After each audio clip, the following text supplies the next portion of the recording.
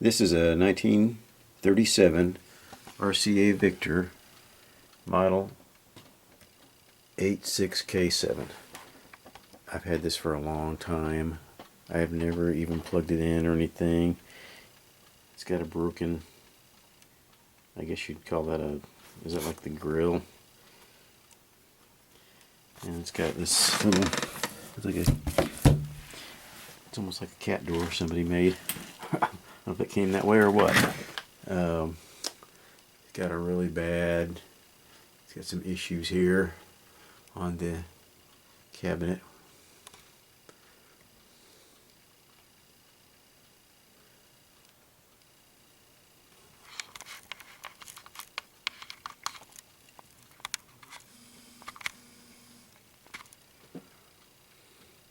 I got this. I really like that the dial. It lights, supposedly it lights up from the back. That's just a piece of plastic there. It's like Art Deco lettering. It's really cool looking.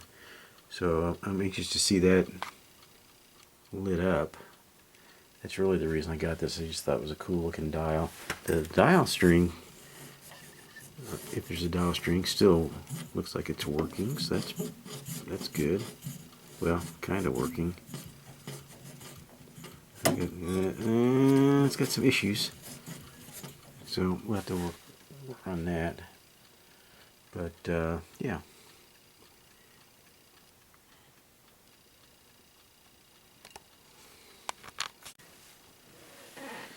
It's only got, I think it's about 5 tubes. It's got a information sheet, I guess you'd call it, back here. What is that? 1, 2, 3, 4, 5. I'm not sure what that little thing right there is. I guess it's a, I'm not sure what that is. I'll have to investigate that. But it's kind of interesting. People put their names on things. This guy here, he apparently was an owner, and he even had his Social Security number on there. I blinked that out with tape, but anyway, looks like somebody, that's a bad sign. Somebody has cut the power cord off, so they must have been doing something bad and they didn't want somebody to burn their house down. So, and then Bernard put his label maker name there. So I think what I'm going to do is I'm going to just attach a cord right here, just to get started. Just to attach a cord to that and run it through my current limiter, just to see what it does. So let me hook a cord up to that, and then we'll get started. Okay, don't try this at home. I just got a couple of little test leads plugged into my cord, which is plugged into my current limiter right there. So let's see what happens here. Okay, that's on 125 volts. Is that what this says? Yes, 125 volts. So if we turn this thing on right here, let's see what happens. See if we get any light over there. Actually, I heard something. I heard a crackle from the speaker. Can you believe that? Wow. Nothing, no shorts on the current limiter is not lighting up. That's a bad sign though, really. Definitely getting some sound out of the speaker.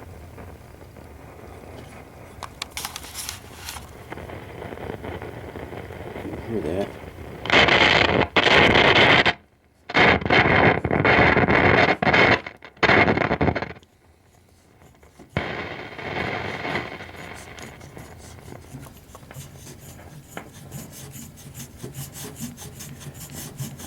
Nothing on the current limiter over there, so that's good. Huh. Got some crackling. I don't know what band I'm on here. I would say the left band would be the like broadcast.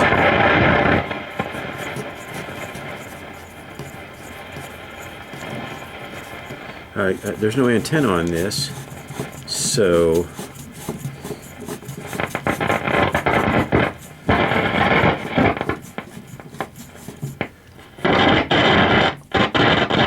I'm assuming that's tone. This is probably volume.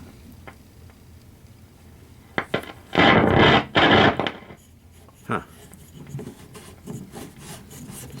Not getting any stations. I don't have an antenna on it, so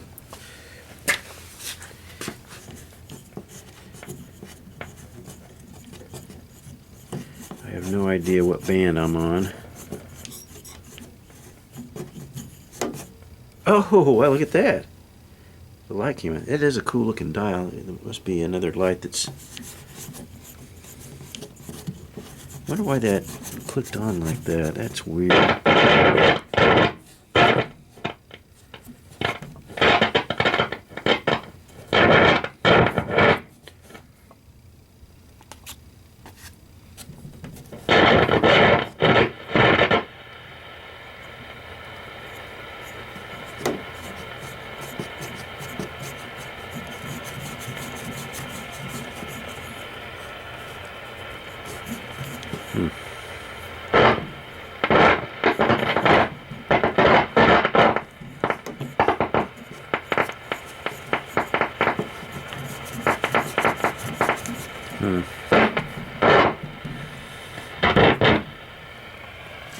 Nothing coming in.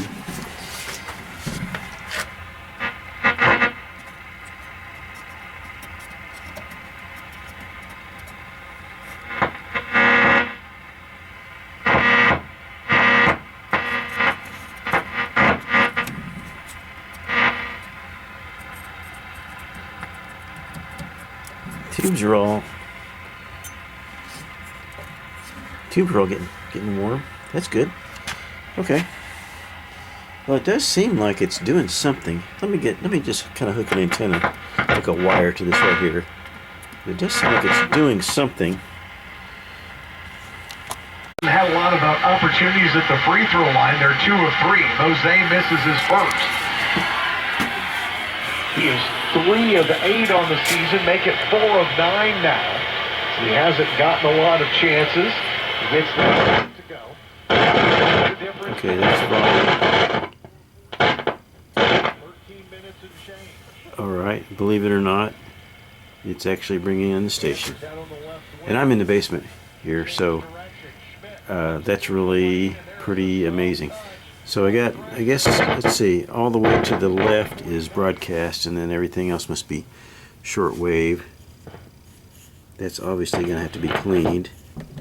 But the Bears have knocked down. That's crazy. Good luck here. Martin at the top of the key. Alston on down. So I guess what I'm going to do, I'm going to just take that chassis out and obviously clean the controls and replace all the capacitors. You know, when this thing was on, I felt that the CAN capacitors, and they were not hot at all. So I don't know if someone's been in there and replaced these or what, but that's pretty amazing. None of these were even warm. The tubes were smoking hot, of course, but the capacitors didn't seem to be warm at all, and also the transformer didn't seem to be warm. That's really amazing. Even the speaker, that electromagnetic, it's got one of those electromagnetic coil speakers. I mean, that's even working, you know. So what is this thing? 85 years old. That's pretty amazing. So anyway, I'm not sure why somebody would have cut the cord off unless they just didn't want somebody to mess around with it.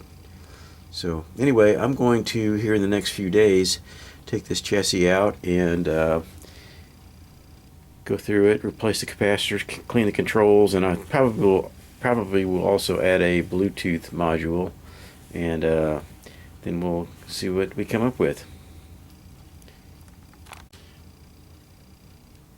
I am concerned about this cabinet, though. I really do not care to refinish this thing, so I'm not sure what I'm going to. I may just paint it or something. I've seen a few pretty cool projects people have done on Etsy where they just paint it kind of like white and gray or something like that. I guess I could just fill this in with some kind of filler or something. I don't know. We'll have to think about that one. Alright, I've got this thing out of the cabinet. It's pretty dirty. I mean, it's not too bad, but it's pretty dirty. Oh, look at that domino capacitor just attached right to the tuning.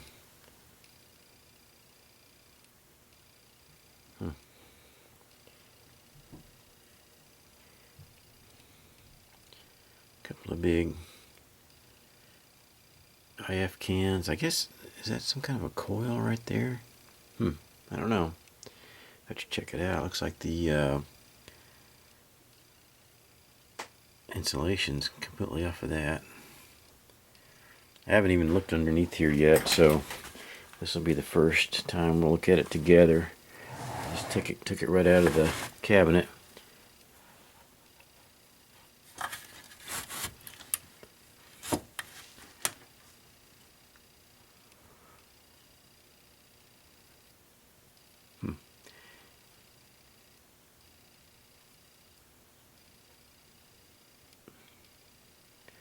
I mean, it looks fairly simple. There's not that much to it. There's something that looks like it's been probably that definitely the, oh yeah, see the electrolytic capacitor has been bypassed with this thing. So that, I mean, that's why it didn't hum. What's this? Is that factory? That's kind of different. That looks like that's been replaced, and this maybe. Other than that, they look like they're all original, I believe. Those will have to come out, but that's probably why it worked so well. Yeah, and see that one, that capacitor's replaced. It's bypassed with this too. So yeah. Oh, what are these big black things?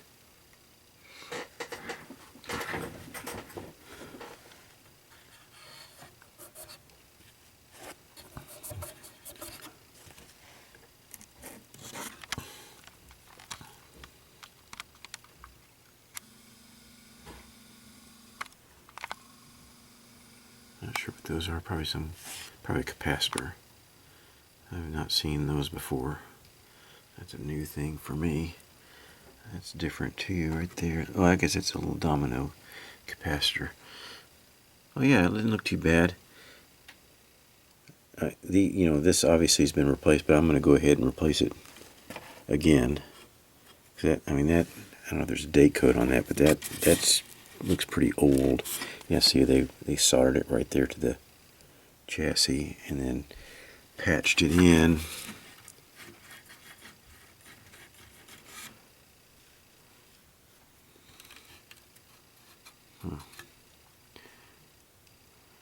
Not too bad. Look at that old dog bone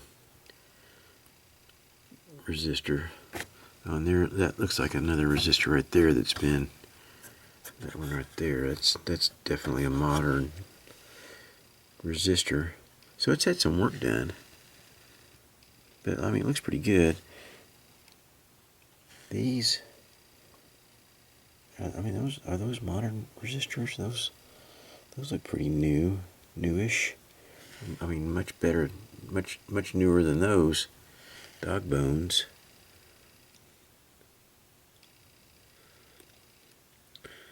So I think what I'm going to do is I'm going to get the schematic on it and just kind of look it over and you know, it's got an electromagnetic speaker, so I'll probably try to wire some kind of a coil or something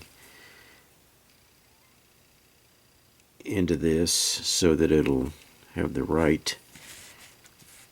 They use the coils for the choke, so it'll have the right B plus voltage and that sort of thing. But yeah, then I'll just have to go through here and get rid of these. And they're not even really waxy. They're just paper. But I'm sure it's like they're a little bit of wax. I don't know. Seem like normally these things have a lot more wax dripping off of them. But it's kind of curious. What is that little coil right there? Huh. Interesting. But I think I'm going to get it wired up. Yeah, that's pretty cool. They left the, they just bypassed the electrolytics and left them in there to keep it original. I like that. Nice. So anyway, just documenting this for future.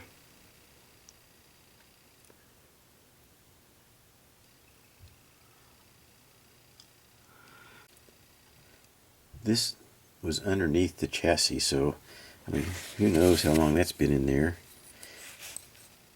It'll left a little surprise for me.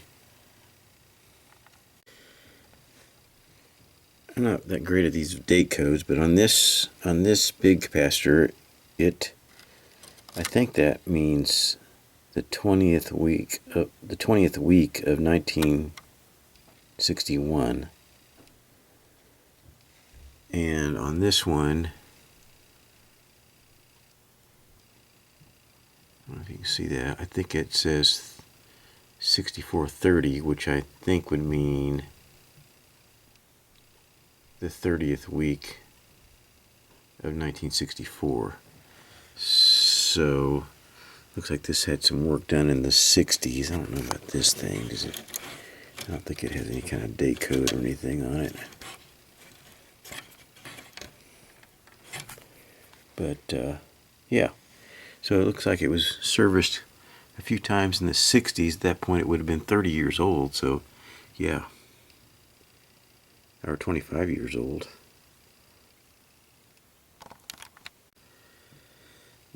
This one capacitor, this capacitor is still in the circuit. It's still in the circuit. So I will probably cut that out of there and just bypass it with whatever it is. I can't really. I'll have to look down on the schematic, but that one I will probably get out of circuit. These other two are already out. Alright, I've got a power cord wired in there. The next thing I was going to do, or the next thing I did was, I've got the cabinet across the room, and this has got an electromagnetic speaker, electromagnetic coil speaker, and I was trying to wire it into this one. This one is a little bit different. I don't understand. This is more normal. What I'm used to, the wiring on that, with actually it's four contacts. This one's only got 3. And if you look at I don't completely understand this, because it's got this transformer, and then there's the field coil. But then over here it's got a hum and voice. So it's like the coil on the speaker is divided into two sections. But it's only 3 contacts. I don't get that. So anyway, I just wired this thing and I just made a big old long don't do this at home. I made a big old long umbilical cord and hooked it to the speaker, the actual speaker. See, there's only 3 contacts. So I do not completely understand that, but anyway, you know, it works. So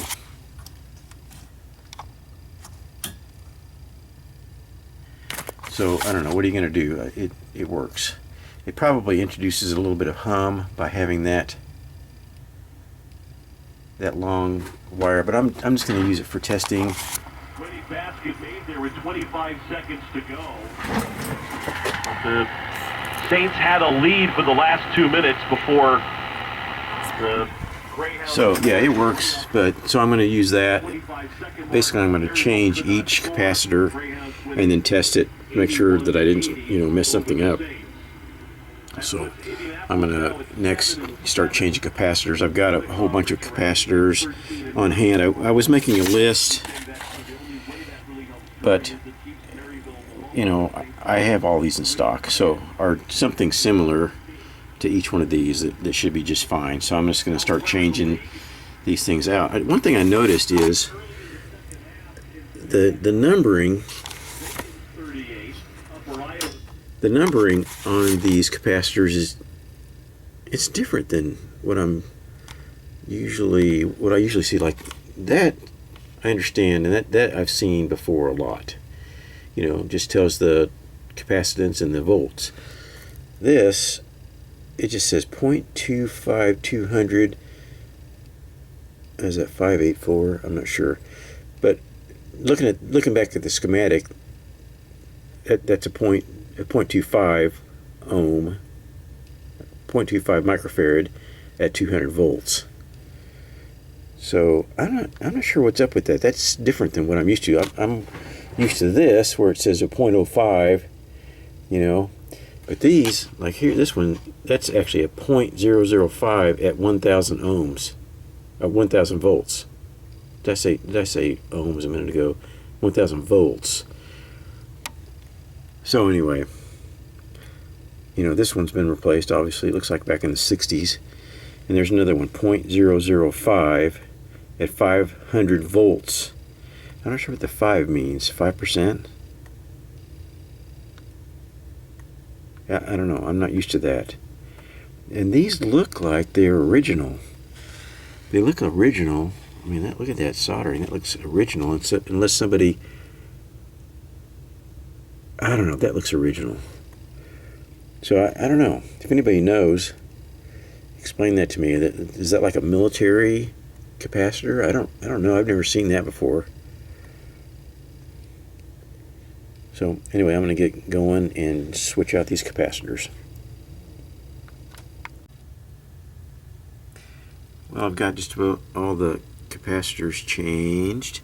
And I'm just getting ready to change this big electrolytic. And I'm just looking at this connection right there. I don't know if you can see that. That's not even soldered.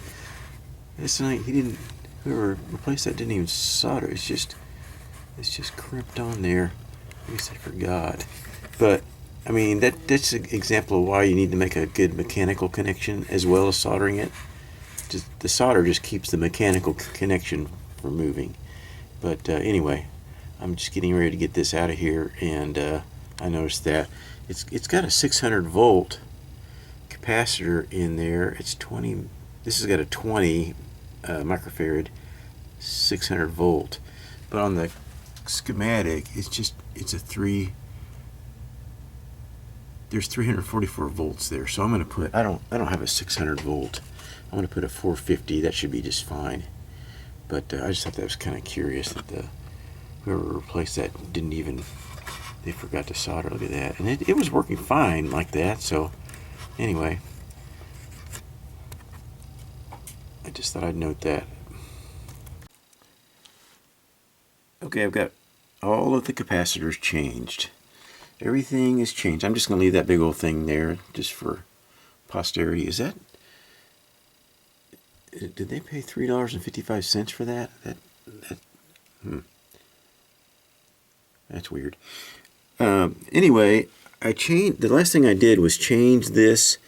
It had that electrolytic still in the circuit down there. So I cut it out of the circuit and put this in. And it seems like, and I may just be imagining things, but it seemed like after I did that, when I would power it up, I would hear some arcing. So, and you know, there's all of these. You know, I wasn't going to replace these wires like this. There's nothing, that's not close to anything.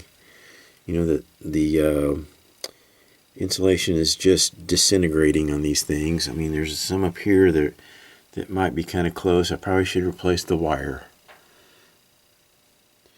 There's some down here that are close to each other that probably I need to either replace them or at least spread them out from each other. Oh wait, there's is that the problem down there? Oh wait.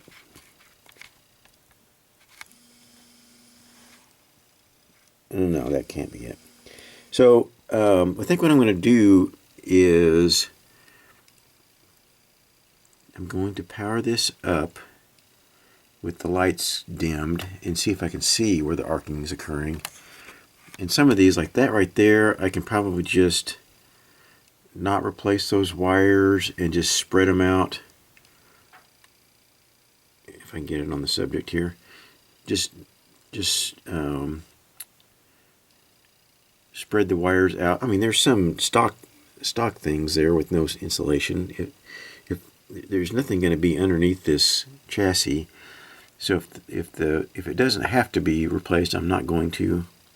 But some of them, like these that are close, and there's even like it seemed like there might be some solder dripping that has dripped on the wire down there. So I'll clean that up, clean this area up especially, and make sure that no wires are close enough to arc. But I think I'm going to power it up with the lights dim just to see if I can see if there's a particular location that is arcing first, just to see what's going on here. See if I can tell what's going on. Why is that?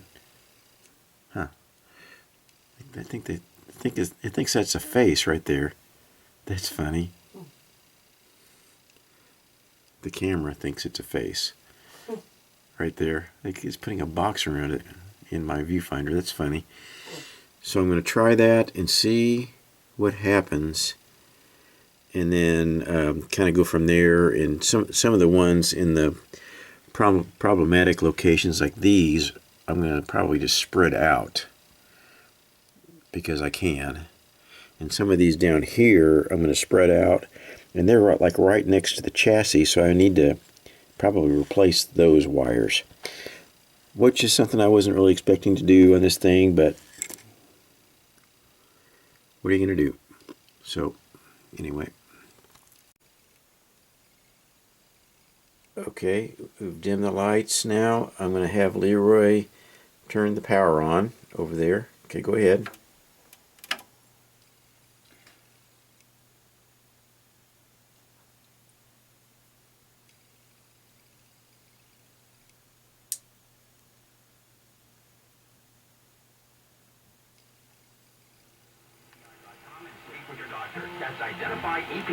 Okay, turn it off. Okay, I definitely heard the arcing. So did I.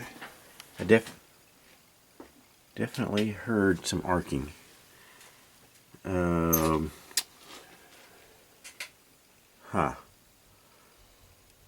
Just like one arc. It happened after I changed this. This capacitor right here, you probably can't see that. That capacitor right there. Right there, wherever it is. Huh. You want to try it again, Leroy? Did you see a spark? I didn't see any arcing. I heard it. I definitely heard it. No. Yeah.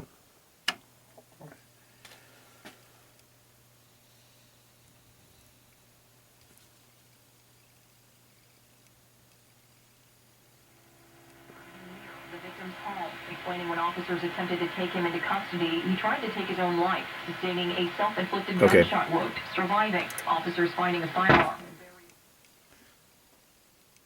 Yeah, I don't know. That is really weird. I'm gonna try to separate these wires. I mean, it just seems It seems like it was coming from more in this area than down below. So, and I didn't look at I wasn't watching the top, obviously, of the chassis. So you can go ahead and turn that light back on. Oh, So I think I'm going to go with plan A and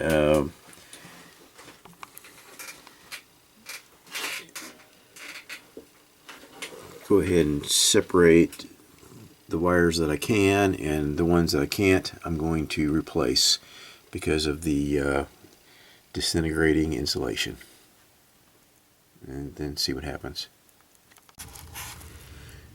Okay, I've pretty much come to the conclusion that I'm going to have to replace a bunch of these wires. The ones I can't replace, I'm going to try to use just some heat shrink around them. But I mean, look at this.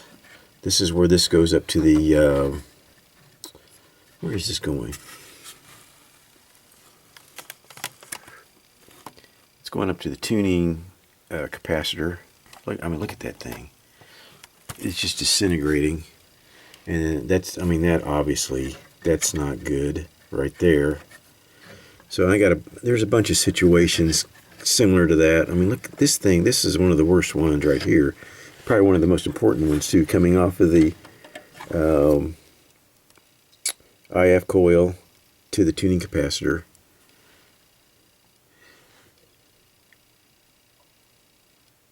So yeah, I mean, look at these things. They're just like disintegrating. I just move them around and the stuff's just, I mean, it's just falling off.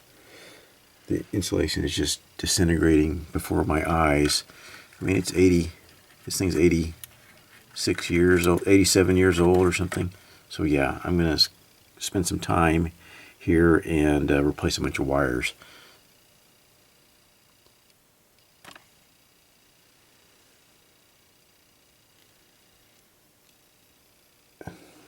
So, a lot of fun.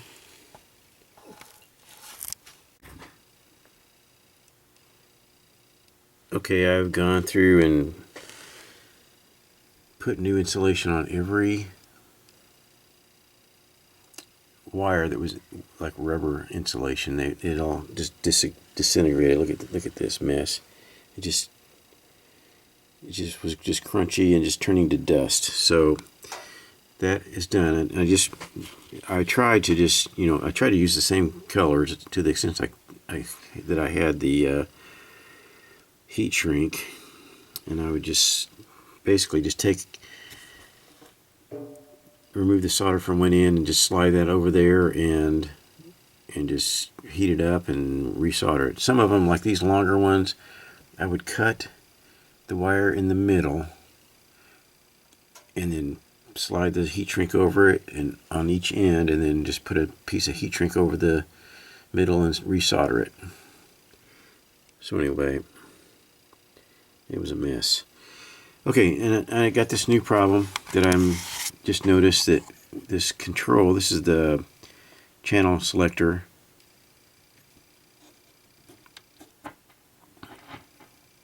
I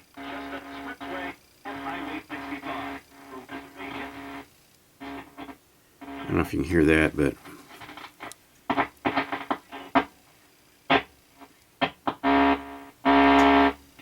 see that when I move this, kind of pull back on it, which would be down when it's in the cabinet, it's like breaking the connection. So I don't really think I maybe just need to clean that. I don't think I cleaned that before, so let me try that and see what happens.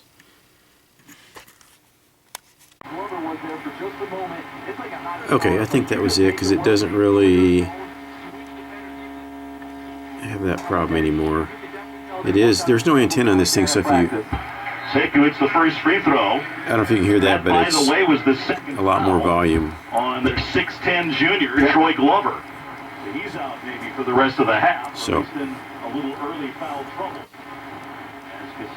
It is definitely better. 6'8" junior. 5 points already today. So I just cleaned that. So I think that could have been what the problem was there.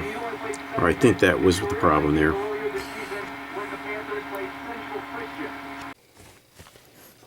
Something is still not quite right with this. Next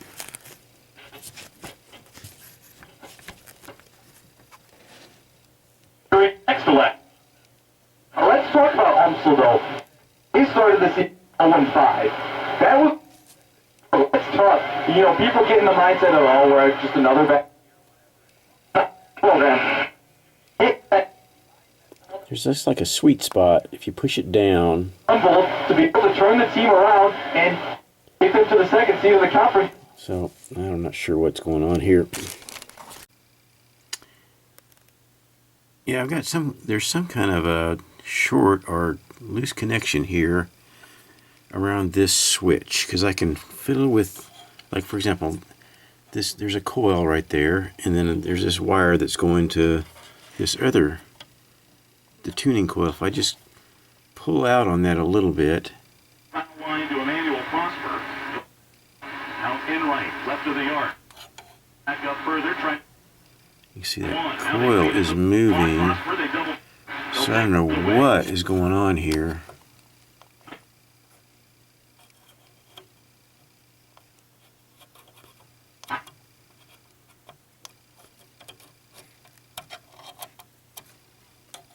Rotations. They have been beautiful all night long. If they don't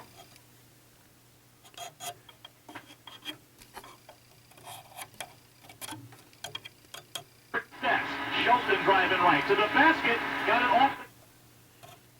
So I don't know. I think I'm done for the night, but One Ricky Reed. He is the down the court, and he's showing reaching above everyone and powering through the contact. Free throw. The foul is on Matt Enright, his second today, during the three players in double. okay. I just reflowed the solder on the right side of that capacitor right there. I had moved that capacitor around when I was working on one of these green wires here, so I think, whoops, I think that was it, because it's not doing this thing anymore, and it's not doing that anymore, so I think that's it. I think that was it. So that's a relief.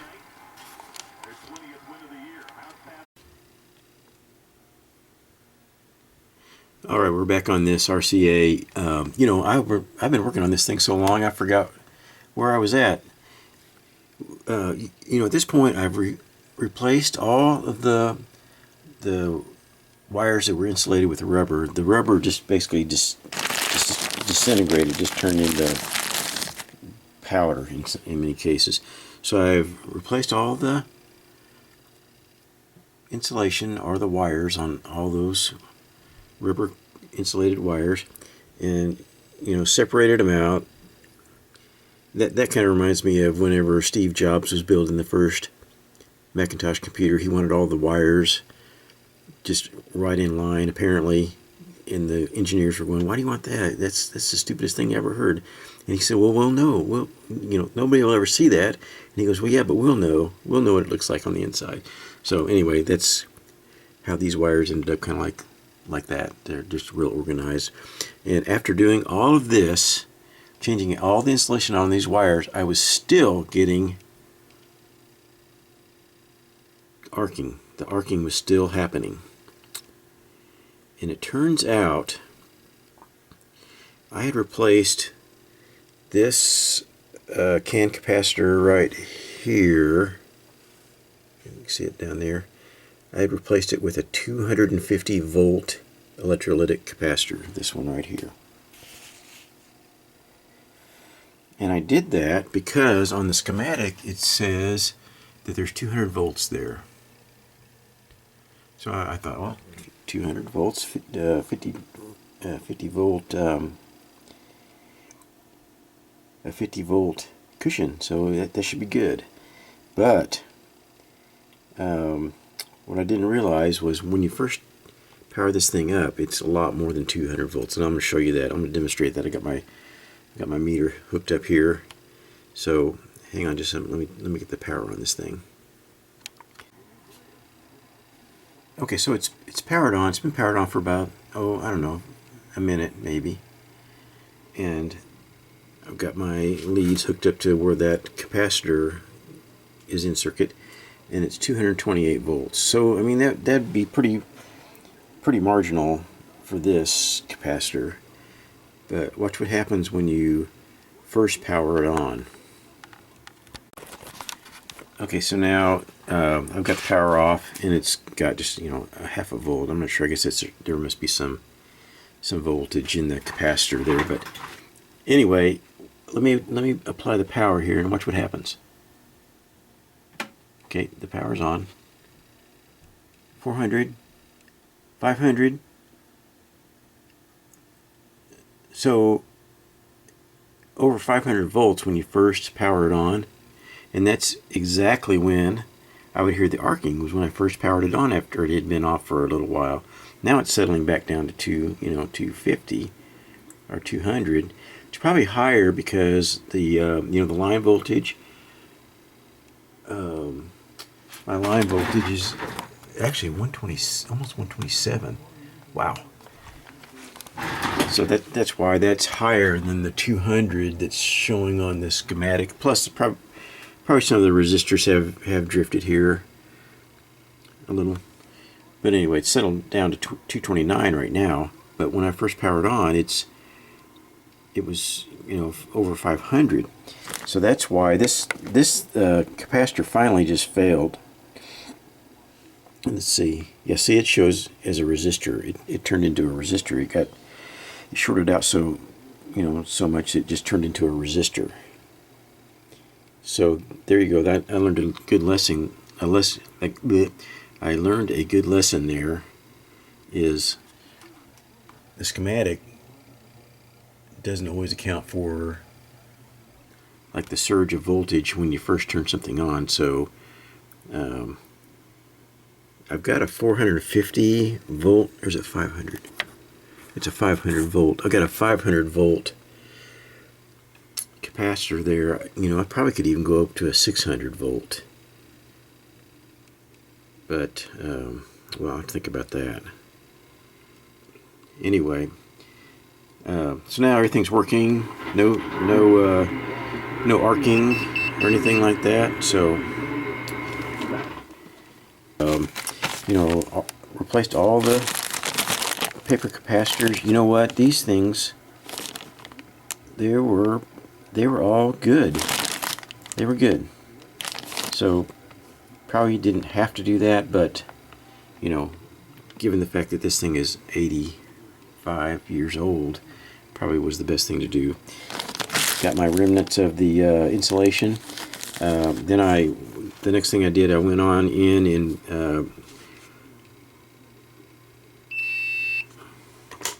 I went in and put in a Bluetooth module. There's a little power supply that I used to power the Bluetooth module. Just converts AC into 5 volts for the Bluetooth board. So that's on the top. Let me get this thing moved down and I'll show you that. So I just found a place on the chassis that was convenient and open and available, not too close to any transformers or anything like that. And I was going to, this has got a phono input, and I just could not get that to work. It just would not work. When I would wire into that, it would just completely, the signal would just completely disappear. So I ran this wire down to the volume control, just on one of the ports on the volume control, one of the connections on the volume control. So what you can do is just pair your Bluetooth on your device with whatever the Bluetooth is on the board, and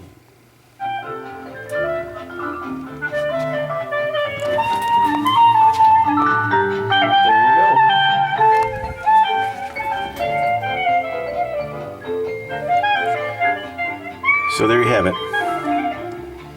One thing I don't like about the way I did this is you can still hear the radio. You can, if you switch it to a different band, you don't hear the radio when you play the Bluetooth.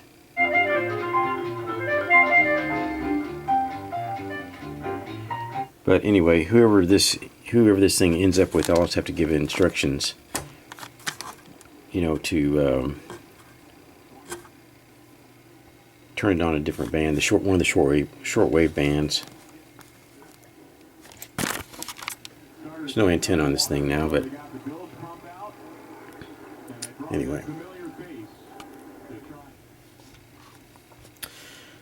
Now I guess we're on to the cabinet.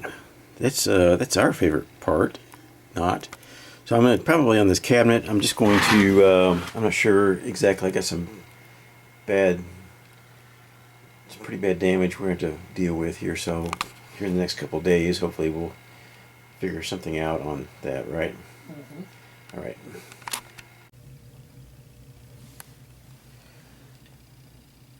Okay, this speaker has a little bit of a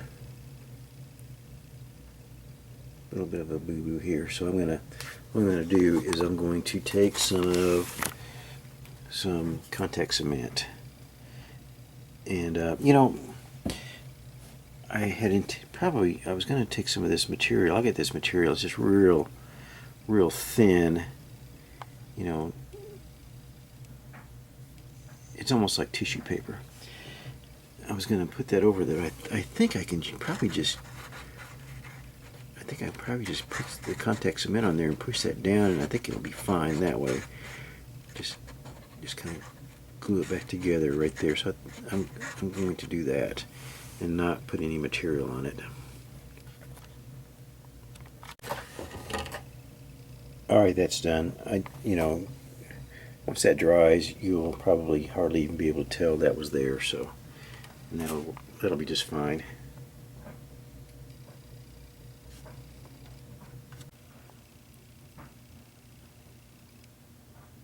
This is what the speaker grill looked like.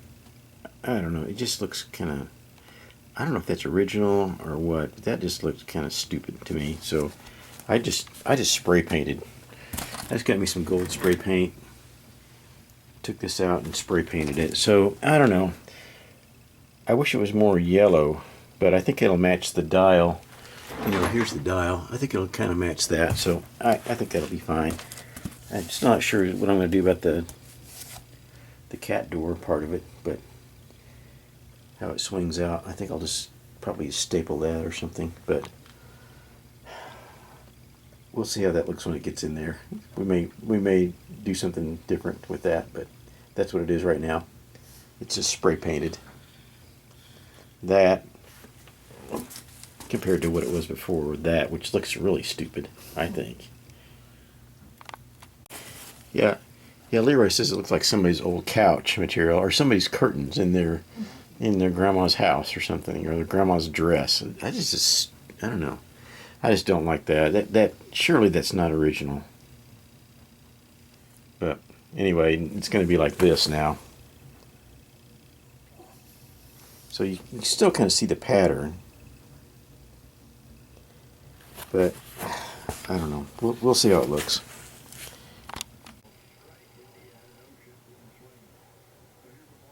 All right, this is the final product here.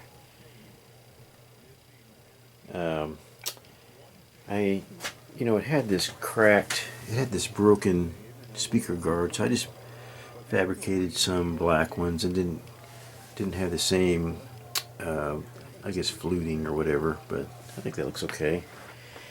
I really wish that the speaker grill or speaker cloth could have matched the dial a little bit better, but it's okay. I love that dial. So anyway, Lane after the seventh inning, which is to say that the White Sox do not have a single save in a 9-inning game this season. it works. And then if you want to put it on Bluetooth, let's see. You can just get your phone connected to Bluetooth.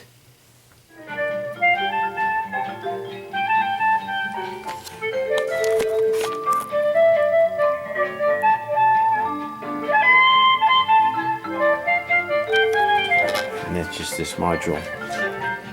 Right here.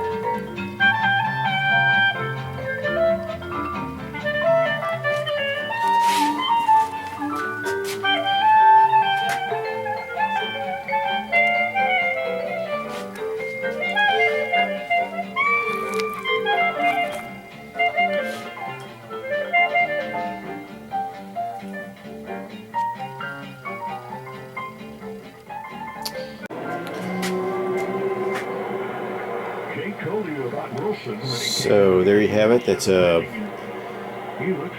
1937 model RCA Victor model 86K7.